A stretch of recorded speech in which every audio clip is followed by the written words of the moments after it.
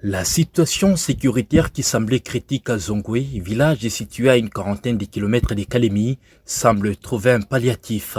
Les forces armées de la République démocratique du Congo, déjà au contrôle. Après que les groupes armés Bicham-Bouquet ont mené une attaque audacieuse visant à dérober le bétail des éleveurs locaux, cette incursion violente a provoqué une panique généralisée, poussant de nombreux habitants à fuir vers Taba Congo pour se mettre à l'abri.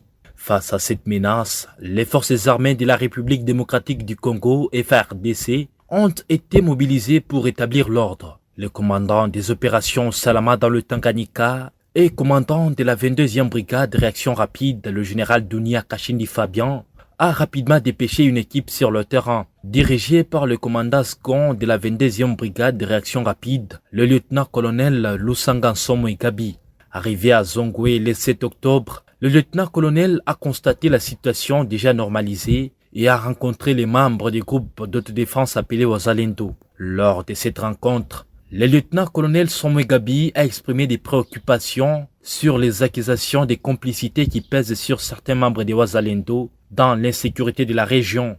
Il les a mis en garde sur les conséquences de leurs actions et a insisté sur l'importance de la responsabilité collective pour garantir la sécurité du village. Avec l'intervention des FARDC, le calme semble être revenu à Zongwe. Le commandant des opérations Salama dans le Tanganyika, le général Dunia Kashindi Fabian, a confirmé que la sécurité est désormais rétablie. Des mesures sont déjà en place pour faciliter le retour des habitants qui avaient fui.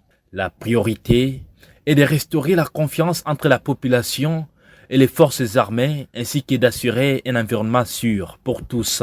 La situation à Zongwe souligne les défis persistants de la sécurité dans la province du Tanganyika. Cependant, la réaction rapide et déterminée des forces armées, alliée à un dialogue constructif avec les groupes d'autodéfense, ouvre la voie à un retour à la normale. Les autorités locales et militaires doivent continuer à collaborer pour prévenir des futures escales, des violences et garantir la protection des communautés vulnérables.